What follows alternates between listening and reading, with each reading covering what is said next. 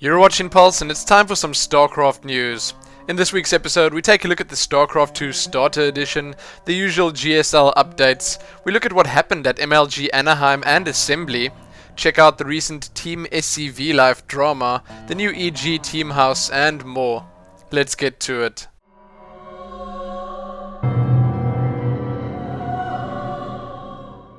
One of the bigger pieces of StarCraft news this week is that the StarCraft II Wings of Liberty demo is no more. It's been replaced by the StarCraft II Starter Edition. The Starter Edition allows anyone out there to play StarCraft II Wings of Liberty for free, but it's pretty limited.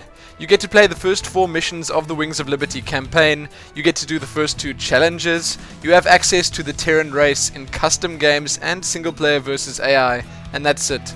You don't get to play as Zerg or Protoss. You'll also have access to the following maps: Xel'Naga Caverns, Shattered Temple, Discord 4 and High Orbit. So you can use the map editor, you can play a couple of the custom maps available, you can't play ranked games, you can't chat or create chat channels, and Blizzard just tell us that any progress you make, any achievements you get, anything like that will be transferred over when you get the full game. And yes, I did say when, not if. But I honestly think it's a pretty good deal. You get to play with your friends even if you didn't buy the game, albeit only with Terran.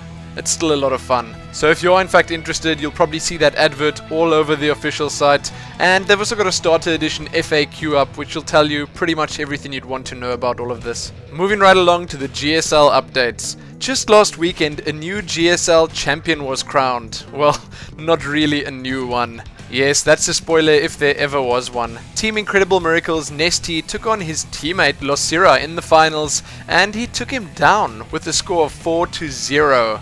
A fun fact here is that Nesty actually had a 19-0 streak this season.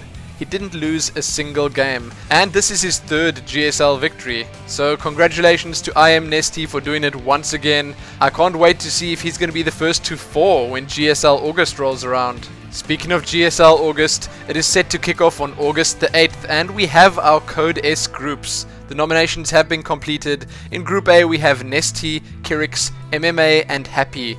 In Group B, MC, MVP, Optimus and Noblesse. Group C has Bomber, Violet, Huck and Killer. Group D, Coca, Keen, Nada and Alicia. Group E, Biyun, Zenio, ASD and Puzzle. Group F has Trickster, Ryung, Alive and Top.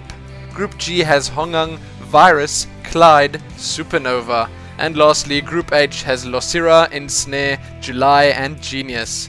There are indeed a couple of tough looking groups there. So, with that done, let's check out the Code A brackets. August's Code A is going to be pretty interesting as we do have a couple of foreigners in here. So starting at the top we have Startail's Fruit Dealer against Maru Prime Wii, NS Hosio Van Vanth against Slayer's Ganzi, Sase against MVP Sniper, Czech Prime Wii against Dignitas's Naniwa, FXO SC against Nextream, I guess, MVP Tails against Slayer's Tai J, OGS Inca against MVP Dongre Gu, Any Pro Prime Wii against TSL's JYP, NS Hosio Tassadar against Fnatic Phoenix, I Am Yoda against FXO The Best, FXO Lenok against Slayer's Boxer, yes, Boxer is in fact back in Code A, MVP Dream against Maka Prime Wii, Liquid Jinro against Fox Lucky, OGS Lovesick against NS Hosio's Juk-G, Slayer's Yu-Gi-Oh! Against Mao's Thorzane, and Marine King Prime Wii against Zenex Hack.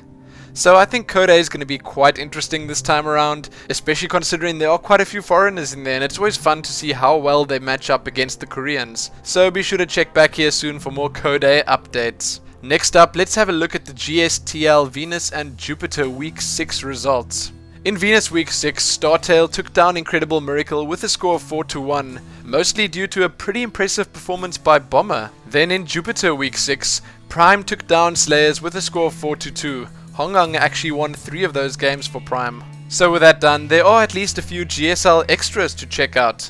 You can have a look at Artosis just doing his normal thing at the Code A qualifiers, and a pretty interesting video about the Towel Terran. Yes, not to be missed. Apparently 2 new maps, Antigua Shipyard and Daybreak, are being added to the GSL August, and to make room for those, Xel'Naga Caverns and Crevasse will be removed. And lastly in the GSL extras, Tasteless and Artosis are movie stars in Korea. Well, not really. Their voices were used in a Korean movie. You can have a look at that right here on YouTube. In last week's episode, I told you all to check out MLG Anaheim, and man, am I glad I did that. It was incredibly entertaining, and the games played were amazing. So, the winner, I am MVP. He faced off against and took down Slayers MMA in the finals. So the top 6 players were actually all Korean at MLG Anaheim, which is, I suppose, to be expected. The biggest story of the whole weekend for me was most definitely Boxer's run at the event. Boxer managed a 3rd place, taking down some pretty big names along the way, including Hydra, In Control, Sheth, Cruncher, Fanatics Rain, Show, and many others. It was indeed a welcome sight, and I loved every single moment of it. So the final stand-ins were 1st place MVP, 2nd MMA, 3rd Boxer, 4th Ganzi, 5th Dongregu, 6th Rain, 7th Huck, and 8th Dignitas' Naniwa. You can read a lot more about MLG Anaheim and everything that happened there below. Check it out. There are also 1 or 2 MLG extras to have a look at. Apparently MLG Anaheim broke viewership records over its weekend, with over 35 million stream views, and, well, apparently over 20,000 fans attended the event. That is absolutely crazy. Along with that, we've been told that we will be seeing a replay pack, or at least replays from the event soon. Then you can also just check out an Anaheim post write-up by Milkus and an MLG Anaheim recap by the guys over at Team Liquid. And lastly, as you can imagine, there are a lot of photos and videos to have a look at from the event. In the last of our big tournament and event pieces, as you probably knew, Assembly Summer happened this past weekend, or at least for the past few days, because the weekend is only halfway done now. But there were a lot of big names at the event, with Nada being the sole Korean, and the 2 that made it to the finals, I'm sure you all want to know, Mana and Dimaga. Mana had quite a tough route to the finals. He took down both Huck and Nada on the way there. The finals were indeed pretty amazing, with the first game being somewhere close to an hour. I'm not really sure how long. And Total Biscuit and Diapollo did a great job at casting it. The winner? Well, after 5 grueling games, Dimaga's brute force was just too much for Mana to handle. He took Mana down with a score of 3-2, and he walks away with a pretty large sum of money. So congratulations to him. You can read a lot more about the event below, and no doubt soon find VODs and replays too. Now let's have a look at the tournament and event smalls. First up, Blizzard have released a ton of new information about the European Battle.net Invitational. All the players have been revealed. You can have a look at the brackets already. You can check who's going to be cast in the event. You can have a look at the map pool, and you can see a full schedule. Then you can read about the national esports event in the US. IEM New York states are apparently set to clash with MLG Orlando's. You can have a look at the NASL Season 2 player lists and download the NASL Season 1 replay pack. Apparently the guys at the IPL, that's the IGN Pro League, have a live event planned with over $100,000 in prizes, plus new games too. The Compito Cup is now the Xylence Cup. You can read about the CPL China 2011 event with more than $7,000 in prizes. And lastly, World Cyber Games China's National Finals. Now heading into the community news, we have yet more TSL or Team SCV Life Drama. This time around, TSL has actually been expelled from the SC2 conference or SC2 Con. These guys are pretty much just a StarCraft II player association in Korea. They're just there to make sure the clans or teams treat their players right. Now apparently TSL, who was being represented and run by Coach Lee, was withholding salaries and lying to the players about sponsor payments. And to make it all worse, he was also using GSL Season 1 winner Fruit Dealer's images and likeliness in sponsor and team advertisements. Now that would have been fine if he had his permission, but this happened after Fruit Dealer and Trickster had left the team. So SC2Con said that Coach Lee was to pay Fruit Dealer and Trickster back in full.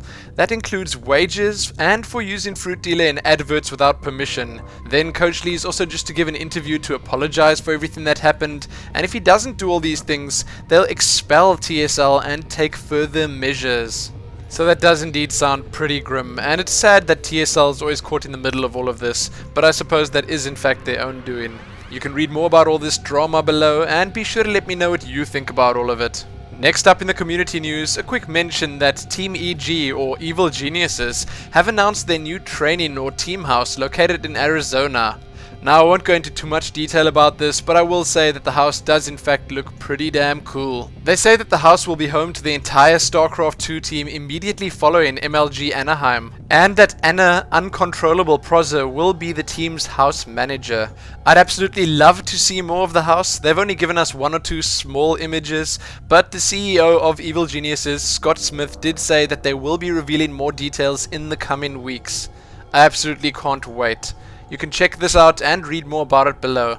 Now let's have a look at the StarCraft II community smalls. First up, you can have a look at some art gallery updates over at the official sites.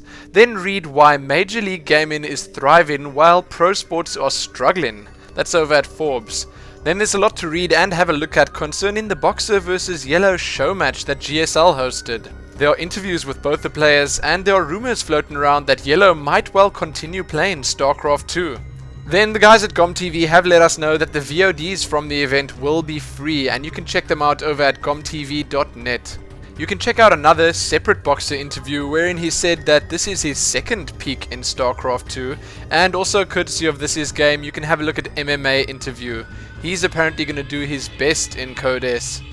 Then there's an interview with the NASL founder, Russell Pifster, and the Complexity CEO, Jason Lake. Then Wolf was interviewed by Autosis while playing StarCraft II.